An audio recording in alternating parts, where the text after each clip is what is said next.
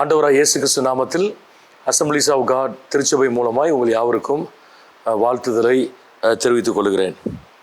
விசேஷமாக இன்றைக்கு அப்போஸ்தலனாகிய பவுல் தெசலோனியருக்கு எழுதின அந்த நிருபங்களிலிருந்து ஒரு விசுவாசியின் கடமை என்ன என்பதை ஒரு 3 பகுதிகளாக நான் சொல்ல விரும்புகிறேன். The divine duties of a believer. விசுவாசி என்பது என்கிற ஒரு நிலை ஒரு ஸ்லாக்கியம் மாத்திரமல்ல, அதற்கு சில பொறுப்புகள் உண்டு. There are privileges, not only privileges for a believer, but also there are responsibilities. பொறுப்பு இல்லாத ஸ்லாக்கியம் எப்பொழுதுமே அது ஆபத்தானது. Privileges without responsibilities are always dangerous. வெறும் பொறுப்பு ஆனால் ஸ்லாக்கியம் இல்லை, அல்லது ஸ்லாக்கியம் இல்லாத பொறுப்பு என்பது சோர்வை கொண்டு வரும். Responsibilities without privileges will depresses. ஆகவே தான் ஒரு விசுவாசி என்ன செய்ய வேண்டும் என்றால் ரெண்டையும் மனதில் வைத்துக்கொள்ள வேண்டும். கிறிஸ்துவுக்குள் எனக்கு என்னென்ன ஆசீர்வாதங்கள் உண்டு என்பது மாத்திரமல்ல, நான் செய்ய வேண்டிய கடமை என்ன என்பதையும் நாம் சிந்தித்து பார்க்க கடமைப்பட்டிருக்கிறோம். நீங்கள் இந்த கண்ணோட்டத்தில் எந்த நிருபங்களை வாசிக்கும் பொழுது என்னுடைய கடமை என்ன என்பதை நீங்கள் கேட்கும் பொழுது கர்த்தர் நமக்கு அதை வெளிப்படுத்தி தருவார். முதலாவது 1 தெசலோனிக்கேயர் 1ஆம் அதிகாரம் 1ஆம் வசனத்தை வாசிக்கிறோம். பவுலும் சில்வானும் தீமோத்தேயும் பிதாவாகிய தேவனுக்குள்ளும் கர்த்தராகிய இயேசு கிறிஸ்துவுக்குள்ளும் இருக்கிற தெசலோனிக்க சபைக்கு எழுதுகிறதாவது என்று அவர் சொல்லியிருக்கிறார். ஒரு திருச்சபை என்பது நமக்கு தெரியும், கட்டடங்கள் அல்ல. அது பழைய ஏற்பாட்டு கருத்து. புதிய ஏற்பாட்டு கண்ணோட்டத்தின்படி திருச்சபை என்பது ஜனங்கள். எக்லீஷியா என்பது வெளியே அழைக்கப்பட்டவர்களின் கூட்டம். இது உங்களுக்கு தெரிந்திருக்கும். பாவத்திலிருந்து, உலகத்திலிருந்து, சாபத்திலிருந்து அழைக்கப்பட்ட விசுவாசிகளின் கூட்டம்தான் திருச்சபை. அது கட்டடத்தையோ அமைப்புகளையோ நிறுவனங்களையோ குறிக்கவில்லை. ஸோ கிறிஸ்துவுக்குள் இருக்கிற தெசலோனிக்க திருச்சபைக்கு என்று பவுல் எழுதும் பொழுது பவுல் தெசலோனிய விசுவாசிகளை மனதில் வைத்து அவர் எழுதுகிறார். அங்கே இருக்க வேண்டிய ஒரு பண்பை அந்த அறிமுகத்திலே அவர் சுட்டி காண்பிக்கிறார். கிறிஸ்துவுக்குள் இருக்கிற. அப்போ ஒரு விசுவாசியினுடைய கடமை என்ன? he or she is supposed to be in Christ. கிறிஸ்துவுக்குள் இருக்கிற ஒரு அனுபவம் நமக்கு வேண்டும். நீங்கள் பவுல் எழுதுகிற நிருபங்களை நிறைய வாசித்து பார்க்கும் பொழுது கிறிஸ்துவுக்குள்ளாக, கிறிஸ்துவின் மூலமாக, கிறிஸ்துவினாலே, இந்த வார்த்தைகள் எல்லாம் அடிக்கடி வருகிறதை நீங்கள் பார்க்கலாம். விசேஷமாக எபேசியரில் ஒரு பெரிய பட்டியலை கொடுத்திருக்கிறார். கிறிஸ்துவுக்குள் இருக்கும் பொழுது உன்னதங்களில் இருக்கிற ஆவிக்குரிய ஆசீர்வாதங்கள் என்ன என்று சொல்லப்பட்டிருக்கிறார். நாம் இரத்தத்தினால் கழுவப்பட்டிருக்கிறோம். ஆண்டவராக இயேசுவின் இரத்தத்தினால் கழுவப்பட்டிருக்கிறோம். மீட்டெடுக்கப்பட்டிருக்கிறோம். உலகத்திலிருந்து அவருடைய பிள்ளையாக தத்தெடுக்கப்பட்டிருக்கிறோம். நீதிமானாக்கப்பட்டிருக்கிறோம்.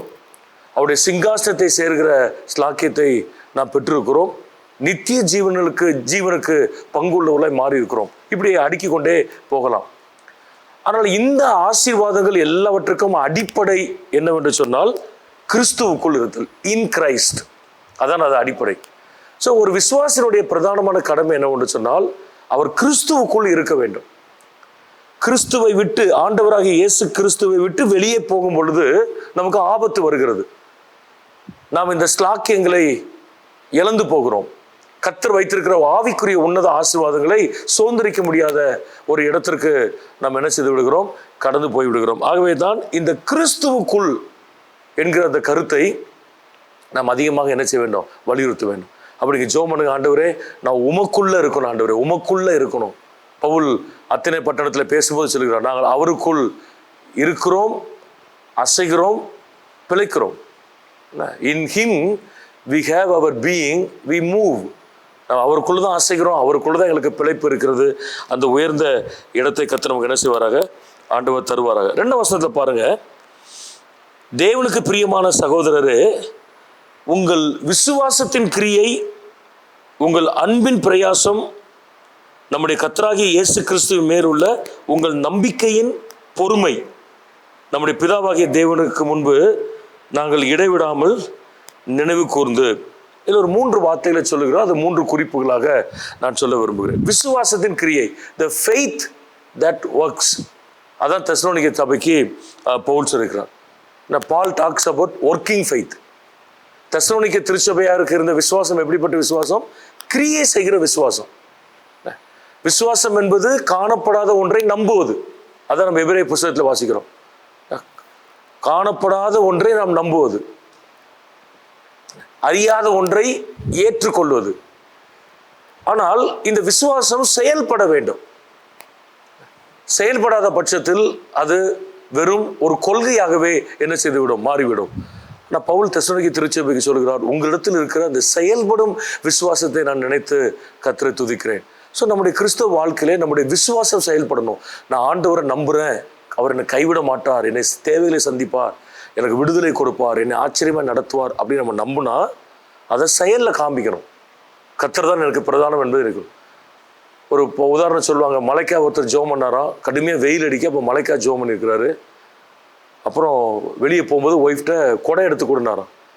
எதுக்குங்க இது, அதான் வெயிலெலாம் முடிய போத, சாயங்காலம் ஆச்சு, இனிமேல் எதுக்கு உங்களுக்கு கொடை? இல்லை நான் மலைக்காக ஜோம் பண்ணியிருக்கிறேன், மழை வரும் அப்படின்னாராம். அதுதான் விசுவாசம். நாம் எதையாகிலும் அவருடைய சித்தத்தின்படி கேட்டால் அவர் நமக்கு செவி கொடுக்கிறார் என்பதே நாம் அவரை பற்றி கொண்டிருக்கிற தைரியம் என்று சொல்லப்பட்டிருக்கு.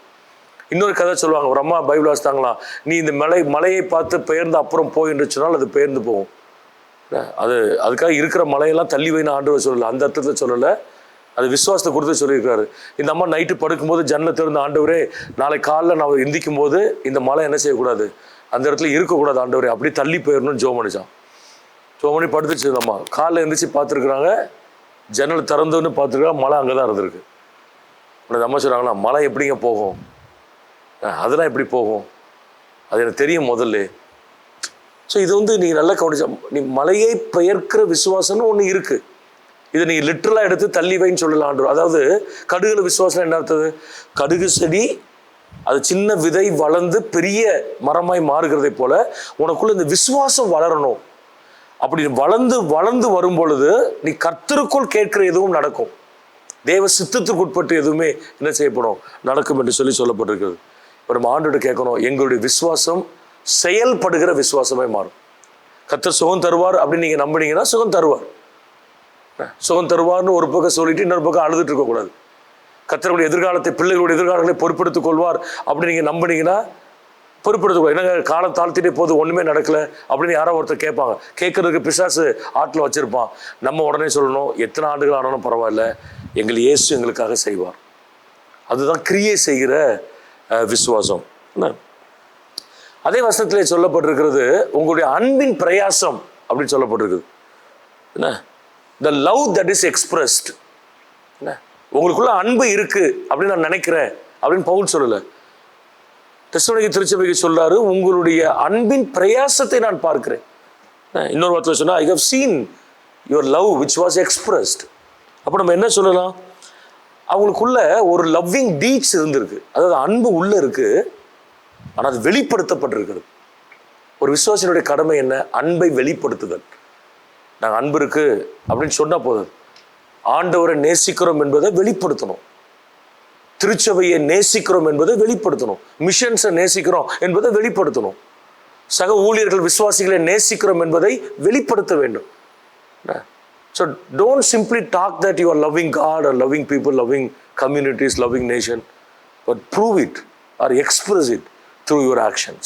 செயலை நம்ம காண்பிக்கணும். அதுதான் ரொம்ப பிரதானமானது. ஒரு விசுவாசனுடைய கடமை தான். அன்று நாங்கள் செயலில் காண்பிக்க எங்களுக்கு கிருபை தரும். இந்த சமுதாயத்தை நேசிக்கிறோம், அழிந்து போகிற ஆத்துமாக்களை நேசிக்கிறோம், பாவிகளை நேசிக்கிறோம், தேசத்தை நேசிக்கிறோம், உம்முடைய ராஜ்யத்தை நேசிக்கிறோம், எல்லாவற்றுக்கும் மேலாக உண்மை நேசிக்கிறோம். நீங்கள் ஆண்டவர் பேதுருட்ட கடைசி கேட்டார், யோவான் 21 வாசிக்கிறோம், யோனாவின் குமாரனாகிய சீமோனே, இவர்கள் எல்லாரிலும் நீ என்னிடத்தில் அன்பாக இருக்கிறாயா? ஆமாம். அப்போ ஆடுகளை மேய், ஆட்டுக்குட்டிகளை மேய்கிறார். ஸோ அவர் என்ன எதிர்பார்க்குறாரு? ஒரு பெரிய அப்போஸ்தலன், ஆதி திருச்சபைக்கு தலைவராக இருக்க போகிற ஒரு அப்போஸ்தலன், உனக்கு தலைமைத்துவ பண்புகள், உனக்கு கிருபை, எல்லாரையும் அனுசரித்து போகிற ஒரு பாங்கு, நல்ல மனநிலைமை, நல்ல ஆட்டிடியூட், நல்ல லீடர்ஷிப் ஸ்கில்ஸ், ஒரு அட்மினிஸ்ட்ரேட்டிவ் பொட்டன்ஷியல், இதெல்லாம் உனக்கு இருக்கா? அதெல்லாம் தருவேன்னு சொல்லலை. டு யூ லவ் மீ, என்னை நேசிக்கிறாயான்னு கேட்டார். அப்போ தான் கடைசியில் பேதுரு சொல்றாரு, ஆண்டவரே நான் உம்மை நேசிக்கிறேன் என்பது உமக்கு தெரியும். பாருங்க, அப்போ தெரியணும். நம்ம ஆண்டவரை நேசிக்கிறோம், குடும்பத்தை நேசிக்கிறோம், சக விசுவாசியை நேசிக்கிறோம், ஊழியர்களை நேசிக்கிறோம் என்பது தெரிய வேண்டும். அதே வசனத்தில் நீங்கள் சொல்லப்பட்டிருக்கு பாருங்க, உங்களுடைய நம்பிக்கையின் பொறுமை, நம்பிக்கையின் பொறுமை, என்டியூரிங் ஹோப். அவங்களுக்கு ஒரு பொறுமை இருக்கு, அந்த பொறுமை வந்து நம்பிக்கையின் அடிப்படையில் இருக்கு. அதான் பவுல் சொல்ல வர்றார் தெசலோனிக்கே திருச்சபை. பாருங்க, செயல்படுகிற விசுவாசம், வெளிப்படுத்தப்பட்ட அன்பு, உங்களுடைய நம்பிக்கையின் பொறுமை. அதாவது நமக்கு ரெண்டும், நம்பிக்கை ஒரு கேரக்டர், பொறுமை ஒரு கேரக்டர், பட் ரெண்டையும் இணைச்சி சொல்றாரு பவுலியே. அவங்க பொறுமையாக காத்திருக்கிறாங்க. ஏன் அப்படின்னா அவங்க அதை நம்புறாங்க ஆழமா. அவங்க நம்புறாங்க ஏன்னா அவங்களுக்கு என்ன இருக்கிறது, பொறுமை இருக்கு. ஸோ ரெண்டுமே இன்டர் ரிலேட்டட். அப்போ நம்ம என்ன சொல்றோம், அன்வேவரிங் ஹோப், அசைக்க முடியாத ஒன்று, அதுதான் நம்பிக்கையின் பொறுமை. ஆபிரகாம் அந்த பொறுமை இருந்தது பாருங்க. எத்தனை வருஷம் ஆனாலும் பரவாயில்ல, என் நம்பிக்கை மாறாது. ஏன்? என் நம்பிக்கை வந்து எதையோ ஒன்றை சார்ந்ததல்ல, அது கர்த்தரையும் அவர்களுக்கு கொடுத்திருக்கிற வார்த்தையும் சார்ந்தது. ஸோ நமக்கு வந்து அந்த அந்த அந்த enduring hope or unwavering hope நமக்குள்ள வரணும். அசைக்க முடியாது, அசைக்க முடியாத ஒரு படகு அலைகள் அசைப்பட்டுட்டே இருக்குன்னு சொன்னால் அந்த படகு மூவ் பண்ண முடியாது. ஒரு இடத்துல அப்படியே ஸ்டாக்னண்டாக நின்றும், அப்படியே ஆடிட்டே இருக்கும். அதை மூவ் பண்ணால் கவுந்துரும். நம்முடைய வாழ்க்கை அப்படி இருக்கக்கூடாது. தமிழில் சொல்லுவாங்களா, ஆற்றுல ஒரு கால், தோணியில் ஒரு கால், அப்படி இருக்கக்கூடாது. இயேசு நம்புகிறோம். அதுதான் யோசுவா சொல்கிறாரு, நானும் என் வீட்டாரமா என்றால் கர்த்தரையே சேவிப்போம், நீங்கள் யாரை சேவிப்பீர்கள் என்பதை தீர்மானித்துக் கொள்ளுங்கள். நதிக்கு அப்புறத்தில் இருக்கிற தேவரையா. ரொம்ப போல்டாக அவர் என்ன செய்கிறாரு, அவர் கேட்குறத நம்ம பார்க்குறோம். சரி, அப்போ இந்த வசனங்கள் உங்களுக்கு 2ஆம் வசனத்தில் மட்டும் 3 காரியம் நான் சொல்லியிருக்கிறேன். முதல் வசனத்தில் கிறிஸ்துவுக்குள் இருக்கணும் அப்படி சொல்லுவோம். 2ஆவது வசனத்தில் 3 செயல்படுகிற விசுவாசம், faith that works, வெளிப்படுத்தப்பட்ட அன்பு, love that is expressed, enduring hope, நம்பிக்கையின் பொறுமை, the hope that is endured. நீங்கள் கடைசி என்னொன்று சொல்கிறேன், இந்த 6ஆம் வசனத்தை பாருங்க. 6ஆம் வசனம் சொல்லப்பட்டிருக்கிறது, நீங்கள் மிகுந்த உபத்திரவத்திலே பரிசுத்த ஆவியின் சந்தோஷத்தோடு திருவசனத்தை ஏற்றுக்கொண்டு எங்களையும் கர்த்தரையும் பின்பற்றுகிறவர்களாகி. பாருங்க, அந்த ஒரு விசுவாசிக்கு இருக்க வேண்டிய பண்புகளை பவுல் என்ன சொல்றாரு, you receive the word in much afflictions. நீ நிறைய பாடுகளின் மத்தியில் இந்த வசனத்தை நீ என்ன செய்த, அதை ஏற்றுக்கொண்டாய் அப்படின்னு சொல்றாரு. நிறைய பாடுகளின் மத்தியில் நீ அதை ஏற்றுக்கொண்டிருக்க. ஒழுங்காகவே வசனத்தை ஏற்றுக்கொள்கிற பழக்கங்கள் நிறைய பேர் கிடையாது, வசனத்தை வாசிக்கிற பழக்கம் கிடையாது. ஆனால் தெசலோனிக்கே திருச்சபைக்கு அவர் சொல்றாரு, உங்களுக்கு நிறைய உபத்திரவம் இருந்தது, மச் அஃப்ளிக்ஷன்ஸ் இருந்தது, பட் அதில் வந்து you have receive the word, வசனத்தை நீ என்ன செஞ்சீங்க, ஏற்றுக்கொண்டீங்க. ஒரு விசுவாசி எல்லா சூழ்நிலையிலும் வசனத்தை ஏற்றுக்கொள்ள வேண்டும். நான் எங்கள் சர்ச்சில் அடிக்கடி சொல்லியிருக்கிறேன், வசனம் வந்து கேட்டல் ஒன்று இருக்குது, பெற்றுக்கொள்ளுதல் இருக்குது. லிசனிங் ஒன்று, ரிசீவிங் ஒன்று. ஸோ ஒரு விசுவாசி எந்த இடத்துக்கு வரணும், ஸ்பிரிட்டில் ரிசீவ் பண்ணணும், அந்த லெவலுக்கு வரணும். அந்த ரிசீவ் பண்ணும்பொழுது தான் அது டெலிவரன்ஸ் ஆகும். சத்தியத்தை அறிவீர்கள், சத்தியம் உங்களை விடுதலை ஆகும். காதில் கேட்டு நல்லா இருக்கு அப்படின்னு சொல்லிட்டு போகிறதுக்கல்ல. ஸோ உங்களுக்கு டெலிவரன்ஸ் வேணும், ஒரு கிரியை நடக்கணும், ஒரு நன்மை வேணும், ஒரு சூப்பர் நேச்சுரல் மிரக்கலை அனுபவிக்கணும் அப்படின்னா you have to receive the word. சூழ்நிலை எப்படி இருக்குன்னு இருக்கு, இப்போ எங்களுக்கு மூடு சரியில்லை, இப்போ எங்களுக்கு நிறைய பிரச்சனை இருக்குது, இப்போ வியாதி இருக்குது, இப்போ கொஞ்சம் பண கஷ்டம் இருக்குது, இப்போ குடும்பத்தில் பிரச்சனை இருக்குது, இதெல்லாம் செட்டில் ஆகட்டும் ஐயா, அப்புறம் நாங்கள் நல்ல சர்ச்சைக்கு வரோம், வசனத்தை கேட்குறோம். அது கிறிஸ்தவம் கிடையாது, கிறிஸ்தவ அனுபவங்கள் கிடையாது. எல்லா சூழ்நிலையிலும் நம்ம என்ன செய்யணும், அதை ஏற்றுக்கொள்ளணும். ஸோ இந்த முதல் பகுதியில் ஒரு 5 குறிப்புகளை நான் சொல்லியிருக்கிறேன்.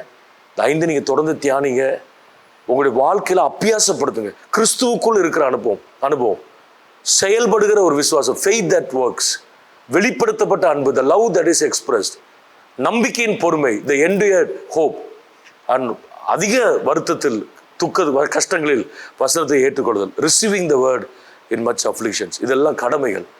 தொடர்ந்து நம்ம பார்ட் 2 பார்ட் 3 வருகிற நாட்களில் சிந்திப்போம். அந்த கிருபைகளை கர்த்தர் நமக்கு தருவாங்க. இருக்கிறவங்களை கண்ணில் மூடி ஜெபம் பண்ணுவோம். ஆண்டவரே, எங்கள் விசுவாசிகளுக்கென்று நீர் கொடுத்திருக்கிற ஸ்லாக்கிகளுக்காய் நன்றி. எங்கள் கடமைகளை நீர் பதிவு செய்து வைத்திருக்கிறீர். அந்த கடமைகளை மனதார சந்தோஷமாய் நாங்கள் ஏற்றுக்கொள்ள எங்களுக்கு கிருபை தாரும். இயேசு நாமத்தில் ஜெபிக்கிறோம் பிதாவே. God bless you.